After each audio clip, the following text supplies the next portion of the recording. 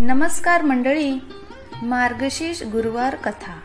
हिंदू धर्मामध्ये गुरुवार हा अत्यंत धार्मिक असा दिवस आहे. हा वार श्री दत्तात्रेयाचा असला तरी या दिवशी ब्रह्मा विष्णू महेशांच्या दिव्य शक्तीचे तेज श्री महालक्ष्मी देवीला प्राप्त होत असते. दुसरे असं की दत्तात्रेय हे महालक्ष्मीचेच एक रूप आहे. लक्ष्मी ही विष्णूची पत्नी आहे आणि म्हणूनच आपल्या पूर्वजांनी गुरुवार हा लक्ष्मीच्या उपासनेचा दिवस मानला आहे. त्यामुळे मार्गशीर्ष महिन्यात लक्ष्मी व्रत सांगितले जाते. आज महालक्ष्मी व्रताची कथा, गुरुवारची कहाणी आपण वाचणार आहोत. श्री महालक्ष्मी व्रताची कथा ऐकावी भक्तांनो. श्री महालक्ष्मी व्रताची कथा, गुरुवारची कहाणी. ही कहाणी वाचल्याने किंवा ऐकल्याने दुःख दारिद्र्य दूर होते. महालक्ष्मीच्या कृपेमुळे सुख समृद्धी संपत्ती ऐश्वर्य वैभव प्राप्त होते. मनीची इच्छा पूर्ण होते. सर्व भूतांच्या ठिकाणी ती छाया शक्ती तृष्णा शांती जाती लज्जा शांती श्रद्धा वृत्ती कांती स्मृती दया माता अधिष्ठात्री व लक्ष्मी अशा रूपाने राहते. तिला नमस्कार असो.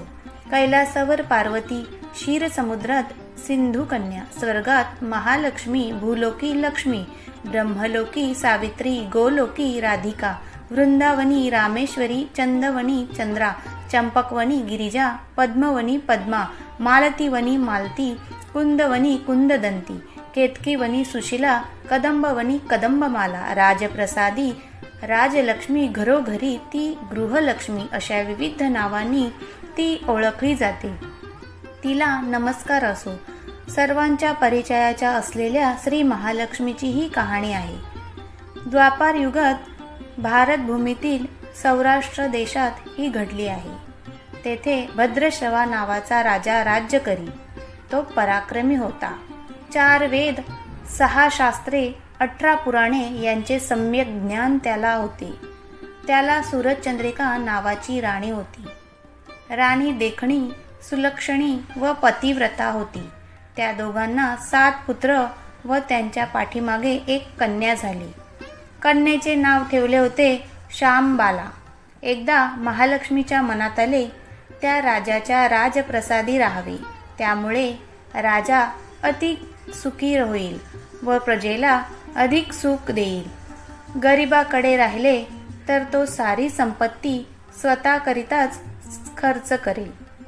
म्हणून महालक्ष्मीने वृद्ध ब्राह्मण स्त्रीचे रूप घेतले व ती काठी टेकत टेकत सूरजचंद्रिका राणीच्या महालासमोर उभी राहिली. म्हातारी असली तरी ती तेजस्वी दिसत होती. तिला पाहताच एक दासी पुढे आली. दासीने वृद्ध ब्राह्मण स्त्रीची नीट विचारपूस केली. वृद्ध ब्राह्मण स्त्रीचे रूप घेतलेली श्री महालक्ष्मी म्हणाली, बाळ, माझे नाव कमळा. माझ्या पतीचे नाव भुवनेश. द्वारकेला आम्ही राहतो. तुमची राणी पूर्वजन्मी एका वैश्याची पत्नी होती. तो वैश्य फार दरिद्री होता. रोज त्या दोघांची भांडणं होत. मग नवरा तिला खूप मारझोड करी. या जाचाला त्रासलेली ती वैश्यपत्नी कंटाळली आणि घर सोडून गेली. राणी वनी उपाशी भटकू लागली. तिची ती दशा बघून मला तिची दया आली. धनसंपत्ती सुख व समृद्धी देणाऱ्या श्री महालक्ष्मी व्रताची मी तिला माहिती सांगितली. माझ्या सांगण्याप्रमाणे तिने लक्ष्मी व्रत केले. तिला महालक्ष्मी प्रसन्न झाल्यामुळे तिचं दारिद्र्य संपलं. तिचं घर संतती संपत्ती व समृद्धीने भरलं. तिच्या जीवनात आनंदी आनंद आला. पुढे ती पती पत्नी निधन पावले. लक्ष्मी व्रत केल्यामुळे ती दोघं लक्ष्मी लोकात वैभवात राहिली. त्यांनी जितकी वर्ष श्री महालक्ष्मी व्रत केले तितकी हजारो वर्षे त्यांना सुखोपभोग मिळाले. या जन्मी त्यांचा जन्म राजकुळात झाला आहे. पण त्या राणीला लक्ष्मी व्रताचा विसर पडला आहे. त्याची आठवण करून देण्यासाठी मी मुद्दाम आले आहे. वृद्धेचे ते बोलणे ऐकून दासीच्या मनात जिज्ञासा उत्पन्न झाली. तिने वृद्धेला नमस्कार केला. म्हणाली, माताजी, मला त्या व्रताची माहिती व पूजाविधी सांगा.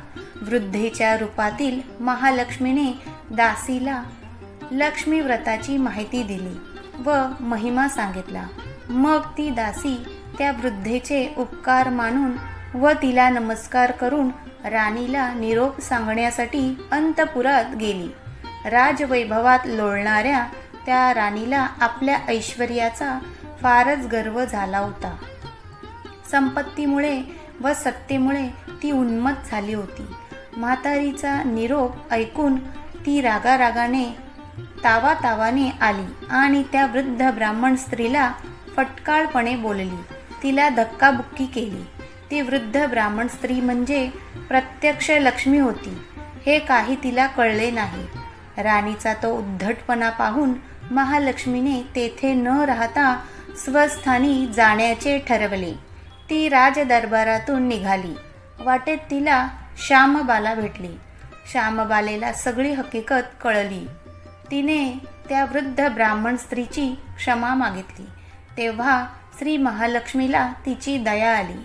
तिने श्यामबालेला लक्ष्मी व्रताची माहिती सांगितली. तो दिवस होता मार्गशीर्ष महिन्यातील पहिला गुरुवार. राजकन्येने महालक्ष्मीचे व्रत सांगितल्याप्रमाणे भावभक्तीने केले. त्यामुळे सिद्धेश्वर राजाच्या मालाधर या राजपुत्राशी तिचा विवाह झाला. ती पतीसह राजवैभवात नांदू लागली. इकडे मात्र महालक्ष्मीचा कोप झाल्यामुळे राजा भद्रश्रवा व राणी सूरजचंद्रिका यांचे राज्य, ऐश्वर्य, वैभव सर्व गेले व त्यांची अन्नदशा झाली. एके दिवशी सूरजचंद्रिका आपल्या पतीला म्हणाली, आपला जामात राजा आहे, खूप श्रीमंत आहे. त्यांच्याकडे जा, आपले हाल सांगा. त्याला दया येईल. तो आपल्याला सहाय्य करेल. त्याप्रमाणे भद्रश्रवा जावयाच्या राज्यात आला. तो तळ्याकाठी बसला असताना पाणी नेण्यासाठी आलेल्या श्यामबाळेच्या दासींना तो दिसला. त्यांची राजलक्षणे जाणून दासींनी त्यांचे नाव गाव विचारले. तो श्यामबाला राणीचा पिता आहे हे कळल्यावर दासी धावत धावत श्यामबालेकडे गेल्या. त्यांनी सर्व हकीकत तिला सांगितली. दासीकडून राजवस्त्रे पाठवून श्यामबालेने आपल्या पित्याला मोठ्या थाटामाटात राजवाड्यात आणले. आदर सत्कार केला. नाना परीचा पाहुणचार केला. तो परत जायला निघाला तेव्हा तिने हंडा भरून धन दिले. भद्रश्रवा घरी आला. सूरजचंद्रिकेला आनंद झाला. तिने हंडा उघडला तर काय, हंड्यात द्रव्य नव्हते, कोळसे भरलेले होते. महालक्ष्मीच्या अवकृपेमुळे हा चमत्कार घडून आला होता. काही दिवसांनी सूरजचंद्रिका आपल्या लेकीच्या घरी गेली. तो दिवस होता मार्गशीर्षातला शेवटचा गुरुवार. श्यामबालेने महालक्ष्मी व्रत केले. आईकडूनही करविले. सूरजचंद्रिका परत आपल्या नगरात आली. तिने लक्ष्मी व्रत केले म्हणून पूर्वीचे राज्य, ऐश्वर्य तिला प्राप्त झाले. पुढे काही दिवसांनी श्यामबाला माहेरी आली. परंतु बापाला कोळसे दिले व आपल्याला काही दिले नाही. हा राग सूरजचंद्रिका राणीच्या पोटात खदखदत होता. म्हणून श्यामबालेला कोणी विचारले नाही. तिचा अपमान झाला. परंतु आईवर न रागावता ती तेथून निघाली. निघताना तिने तेथील थोडे मीठ बरोबर घेतले. आपल्या राज्यात राजगृही आल्यावर पतीने तिला विचारले, माहेरून काय आणले? ती म्हणाली, राज्याचं सारं. पती म्हणाला, म्हणजे काय? पत्नी म्हणाली, थोडा धीर धरा म्हणजे कळेल. त्या दिवशी तिनं सर्व जेवण अळणी करायला सांगितले. नवऱ्याला तिने सर्व जेवण वाढले. त्याला सर्व जेवण अळणी लागले. मग तिने ताटात थोडं मीठ वाढले. मीठ घालताच जेवण रुचकर लागले. हेच ते राज्याचं सारं. श्यामबालेच्या पतीला तिचे म्हणणे पटले. मग त्या दोघांनी हास्य विनोद करून जेवण पुरे केले. अशा रीतीने जे कोणी हे महालक्ष्मी व्रत श्रद्धेने पूर्ण करतील त्या भक्तांवर महालक्ष्मीची कृपा होईल. सुख, समृद्धी व शांती यांचा लाभ होईल. सकळ मनोरथ पूर्ण होतील. मात्र श्रीमंती आल्यावर उतू नये. श्री महालक्ष्मीचे व्रत करायला चुकू नये. दर गुरुवारी पोथी वाचायला विसरू नये. महालक्ष्मीचा महिमा पुरवितो भक्तांची कामना.